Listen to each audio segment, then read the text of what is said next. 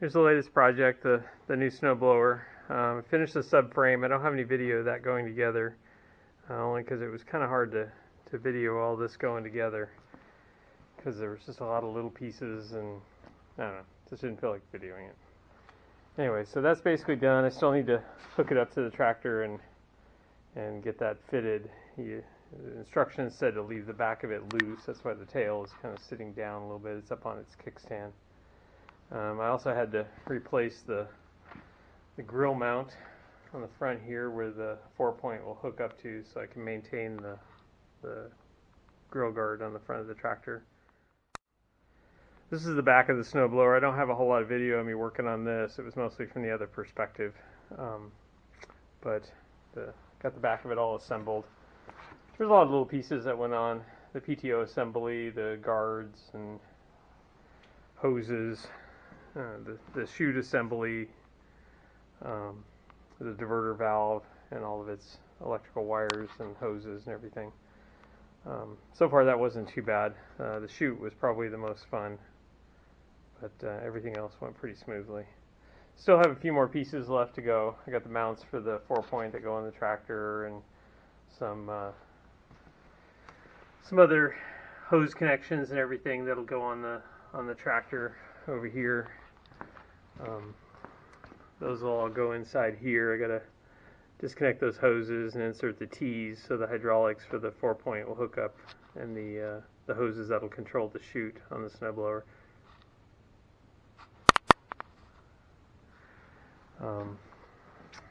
But other than that, it's going pretty good. One of those episodes where I started out by telling a lot of stories about my childhood and where I grew up in rural Pennsylvania.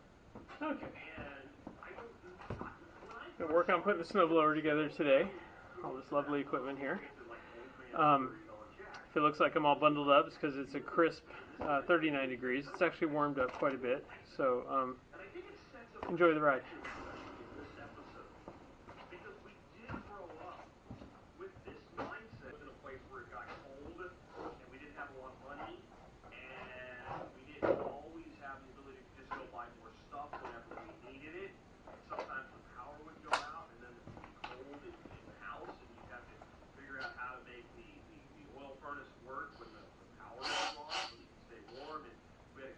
In the kitchen, just because, well, we couldn't get that to go on.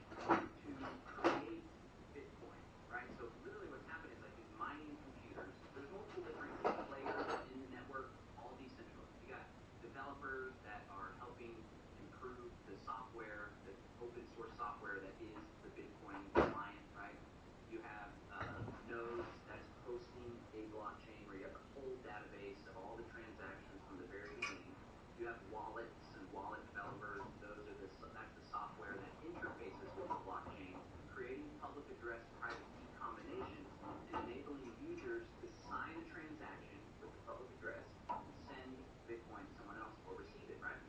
And so the mining computers, literally what they're doing is using a bunch of energy to run a really complex ASIC chip. That's an application-specific integrated circuit chip that's specifically designed for the SHA-256 algorithm, which is the encryption for the Bitcoin network. And so you got to take all this energy to run this computer really